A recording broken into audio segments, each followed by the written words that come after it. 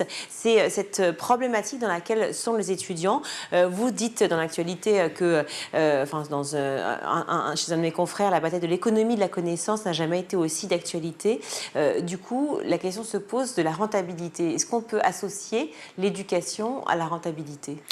Je ne crois pas. Moi, ma conviction personnelle, c'est que c'est difficile d'articuler les deux. D'abord, un système d'enseignement supérieur, il a vocation, dans un financement collectif, de préparer l'avenir, d'armer le pays pour préparer les jeunes à s'insérer dans le monde du travail, pour essayer de faire porter aussi des orientations vers des enjeux stratégiques de l'avenir. On parle beaucoup du digital, de l'intelligence artificielle, etc.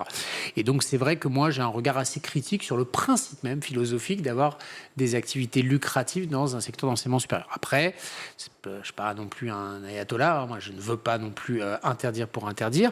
Dès lors que la qualité est au rendez-vous et qu'il y a une forme d'adéquation entre le prix et le service qui est rendu, c'est pas à moi d'en juger, c'est aux parents et aux étudiants candidats.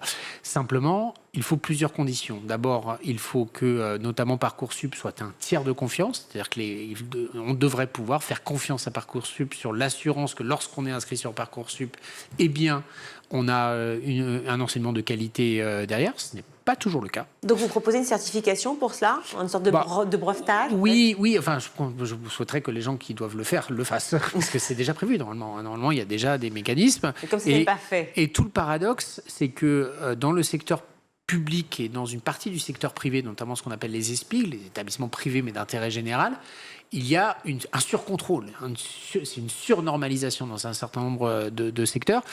Ou à l'inverse, dans un certain nombre d'acteurs privés lucratifs, ils sont quasiment libres de faire ce qu'ils veulent dans les conditions qu'ils veulent.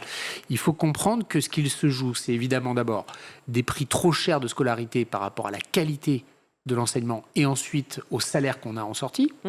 La deuxième chose, c'est des engagements pluriannuels aujourd'hui qui ne permettent pas de changer de voie, qui ne permettent pas, si on n'est pas content de sortir, etc. Et troisième chose, c'est même encore plus scandaleux, c'est une forme de fraude où on promet des diplômes qui n'ont parfois même pas de valeur légale. Et donc, quand on se rend compte de ça, il est souvent trop tard, on a souvent signé des contrats, et donc c'est ça qu'on va venir, avec cette proposition de loi, essayer de dénouer, donner plus d'armes aux étudiants pour s'en sortir et tout, et puis rappeler quelques principes généraux qu'il faut s'informer avant de s'inscrire.